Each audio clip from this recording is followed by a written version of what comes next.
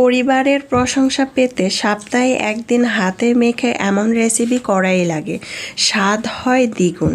Hello friends, আসসালামু আলাইকুম। আজকের রেসিপিতে স্বাগতম জানাচ্ছি।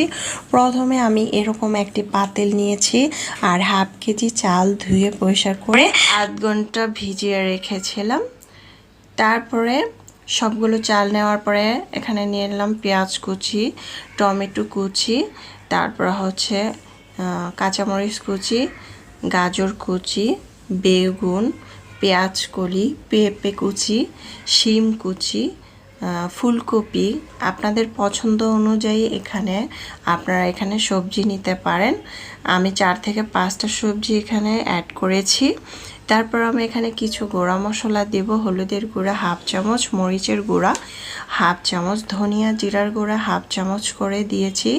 তারপরে তেল দিয়েছি প্রায় 4 থেকে 5 টেবিল চামচের মতো।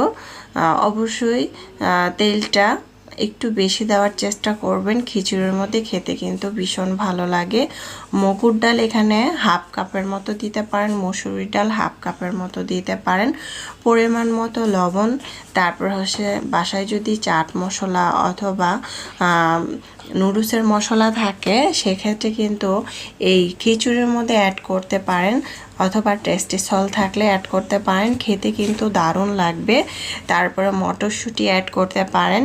খুব ভালো করে হাতের সাহায্যে মুড়চিয়ে মুড়চিয়ে মেখে নেব। এই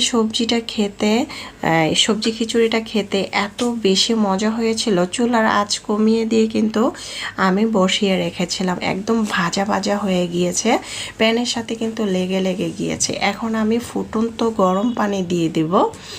এখানে আমি ফুটন্ত গরম পানি দিয়ে দিচ্ছি প্রায় 5 থেকে 6 কাপের মতো। যেহেতু আমি এটা খিচুড়ি রান্না করব, শুকনা খিচুড়ি, সেক্ষেত্রে বেশি পানি দেওয়ার প্রয়োজন নাই। পানিটা অবশ্যই ভেবে চিন্তে করে দিতে হবে। অনেক সময় দেখবেন বেশি তরল হয়ে গলে গেলে কিন্তু খেতে ভালো লাগবে না, তাই ভুনা খিচুড়িটা পারফেক্ট ঝরঝরা করে রেখে দিতে হবে। চুলার আঁচ বাড়িয়ে দিয়ে ঢাকনা দিয়ে ঢেকে রেখেছিলাম 3 থেকে 4 মিনিট। 4 মিনিট পর চলে আসলাম, দিয়ে দিচ্ছি মটরশুঁটি। আমি এখানে মটরশুঁটি দিয়েছি প্রায় 1.5 কাপের মতো, একটু বেশি পরিমাণ মটরশুঁটি দিয়েছি, খেতে যাতে দারুণ লাগে। কারণ প্রতিদিন তো আর এই রান্নাটা হচ্ছে না, আর যেহেতু এখন প্রচুর পরিমাণ সবজি কমের মধ্যে পাওয়া যাচ্ছে, আমরা কিন্তু চাইলে এই মজাদার সবজি রান্না করে খেতে পারি। খেতে ভীষণ মজা হয়েছিল। এখন আমি দমে রেখেছিলাম 10 মিনিট, তারপরে একটি বাটিতে পরিবেশন করে নিয়েছি। মাশাআল্লাহ, দেখতে যেমন সুন্দর হয়েছে, খেতেও কিন্তু আলহামদুলিল্লাহ। চাইলে ঝটপট এই মজাদার খিচুড়ি তৈরি করে খেতে পারেন। আল্লাহ হাফেজ।